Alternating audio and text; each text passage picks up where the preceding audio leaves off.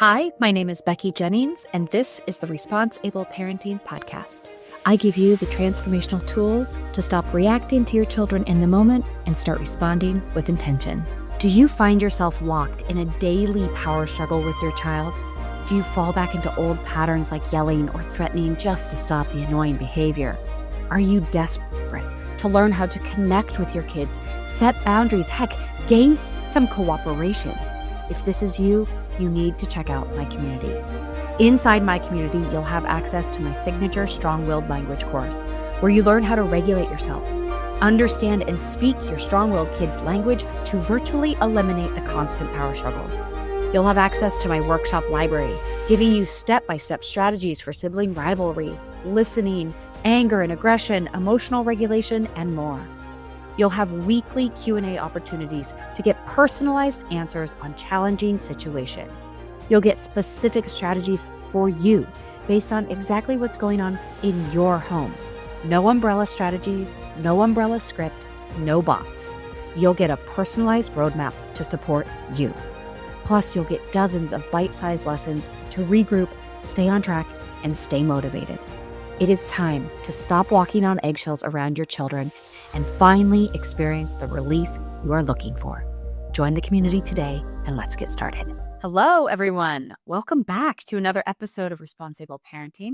I'm so excited to be here with you today. We're going to tackle a topic that I find I hear a lot about, this gentle parenting topic and where people are really struggling. Like, why is it so hard to just be chill? Why is it so hard to be a gentle parent?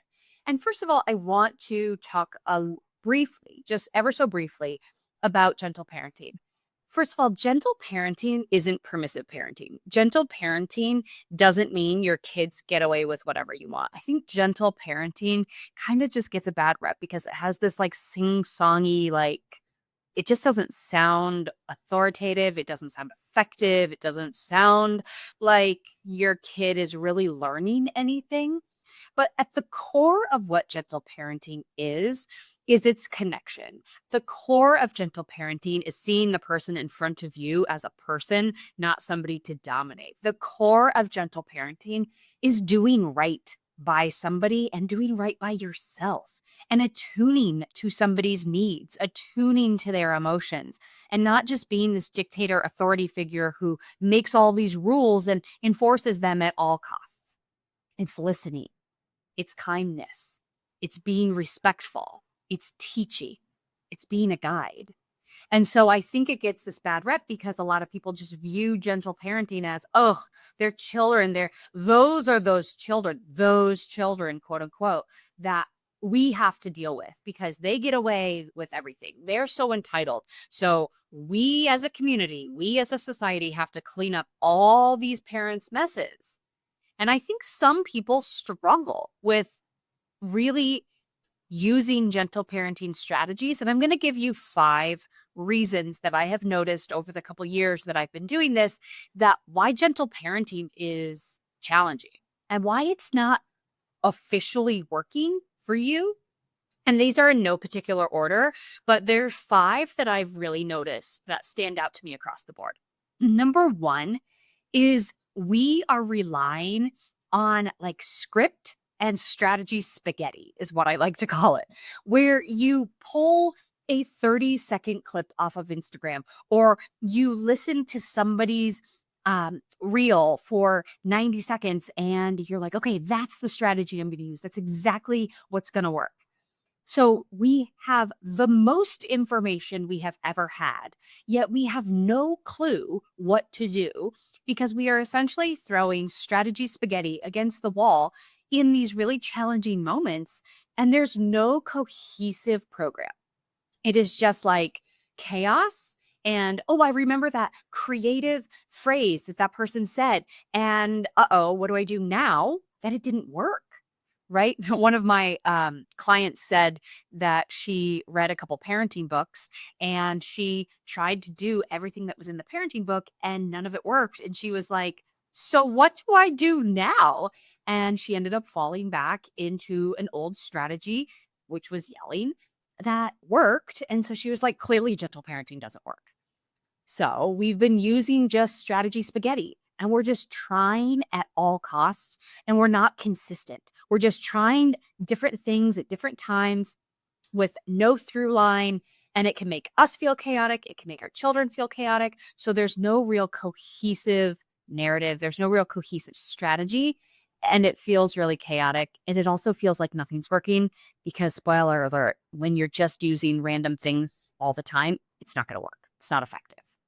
Number two that I've noticed is the reactions are really from the behavior that we see. So we're addressing the behavior more than we're taking time to get curious about what the behavior is trying to communicate.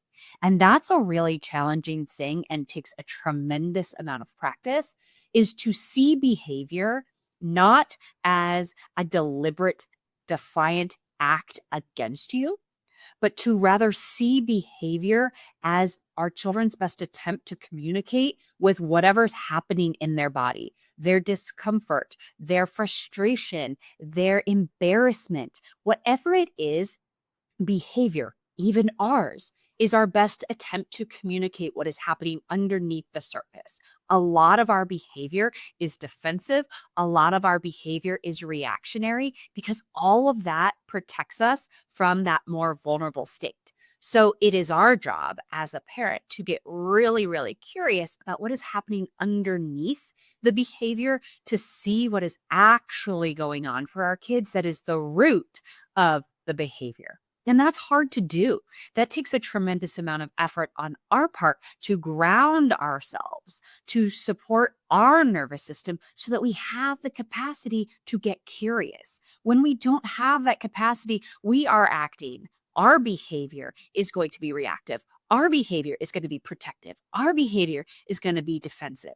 So that really takes a tremendous amount of effort to stop ourselves enough to stop addressing the behavior and start addressing what is actually the root of the behavior. And number three, I think a lot of us skip this very, very, very critical step of empathy and seeking to understand what is going on for our children. Thinking that we know what played out, thinking that we know who just did what, thinking that we know why they're having that reaction, assuming, right? We know what they say about assuming. It makes an ass out of you and me, right? So what we need to do is we need to actually spend more time in that empathetic state where we're trying to figure out why this situation is happening. We're trying to gain some understanding. So that looks like narrating. That looks like sportscasting. That looks like spending time just saying what we see. Oh, I see you just fell down. I see you're really hurt. I see that your friends left you out of a party. I imagine that you're feeling really sad right now.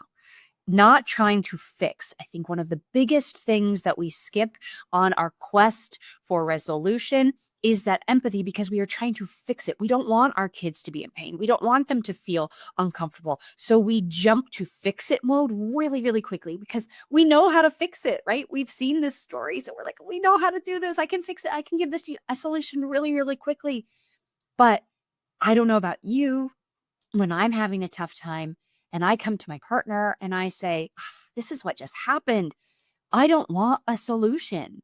I want him to say, oh, that must suck. That must feel awful.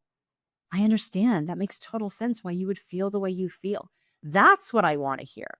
I don't want him to tell me, oh, here are the 5 ways that you could approach this situation totally differently that wouldn't have had this outcome. And then you can approach this differently. That's not what I want to hear in the moment. I want to hear you're right to feel that way. That makes total sense to me. I'm here for you. We can sit in this moment as long as you need. That's what I want. And so I think we're skipping that critical part, which really fosters that connection, which really is that next stepping stone to facilitate all those strategies. But we're missing that critical step. We're skipping right over it and we're jumping into fix it mode.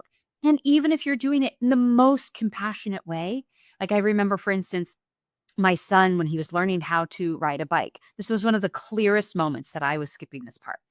He was trying to learn how to ride a bike and he was off the training wheels. Well, no, he had the training wheels on, but it was this tricky, transition period. And He was on the training wheel still, but he was still clunky with it. And we were on a bike path, and he's this really friendly kid, and he wants to say hi to every dog and every person. So he took his hands off off the handlebars to wave, and the bike turned completely sideways, and he flipped over the bike, and he landed like in a Frogger position, but on both knees, and he like scraped him up, and he was just devastated and also embarrassed, right? Because he just fell in front of a bunch of people. And so my husband and I, we went into compassionate fix-it mode. Do you want us to walk the bike home? Do you want to sit in the basket of our bike? Like, we tried, and he just got worse and worse and worse in the moment, like couldn't console him until I stopped and I was like, oh, I'm jumping to compassionate fixing mode.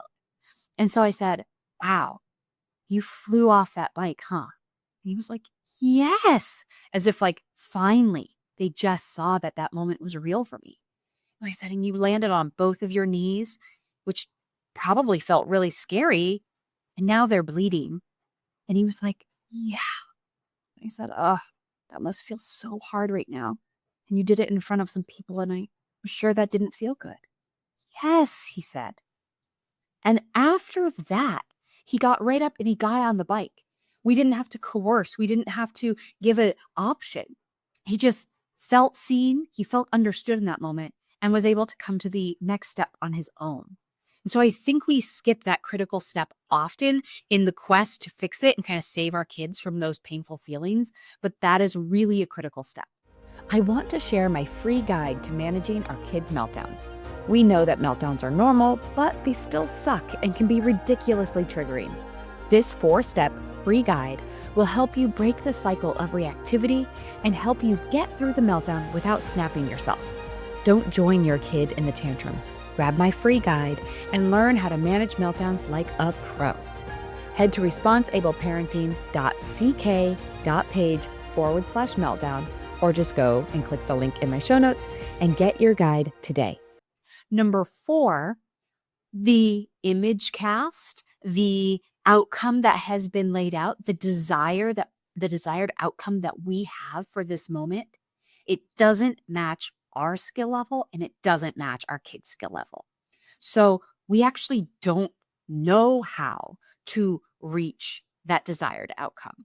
And so we're frantically trying to manufacture it and make it happen.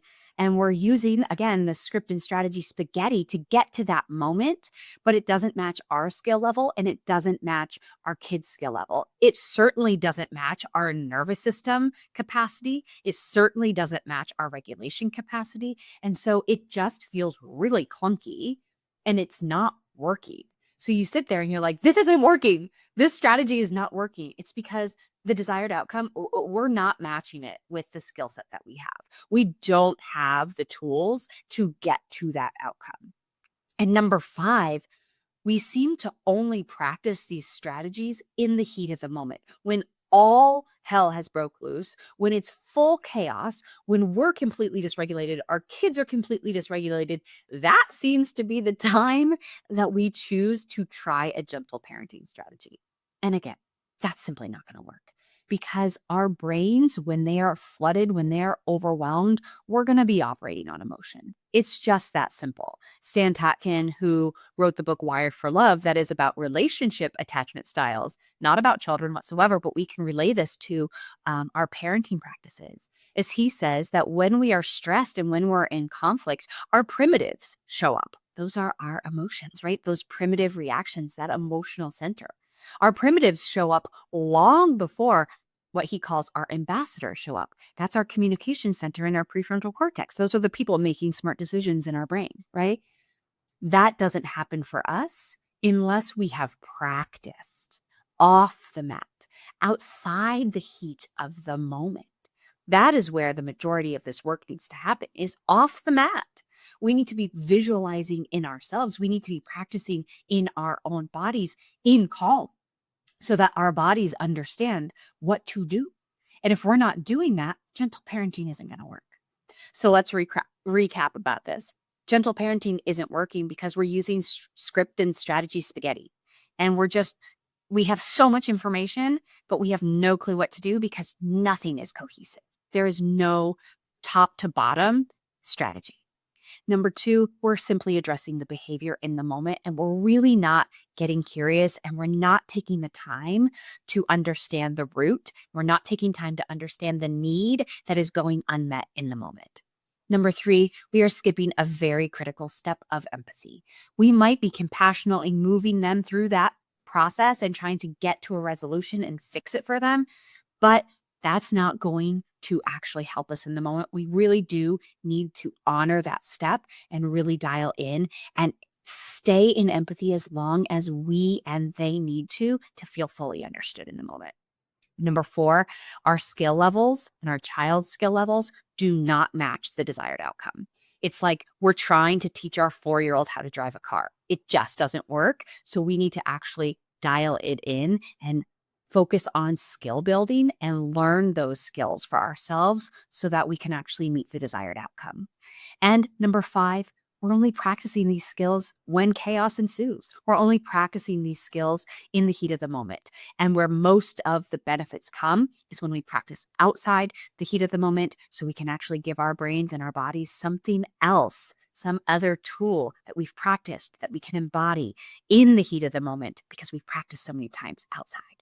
I hope this was really, really helpful. If you have any questions ever about this process, about how to find a complete and total strategy, please reach out to me or go to my Instagram page in the link in my bio. Every single tool that I have is listed there. You can access that. And I can't wait to share more about this with you. Thank you for joining me, and I will see you next week. Thank you for listening to the Responsible Parenting Podcast. If you like what you heard, please take a moment to rate, review, and subscribe. If you know someone who would benefit from this podcast, I'd be honored if you'd share this episode with them. Until next time, know that you are enough, you are capable, you've made it through all of your hardest days, and we will keep growing on this parenting journey together. This podcast was produced by Kim Kelty and myself, Becky Jennings, and edited by the Kelty Method, Branding and Podcasting.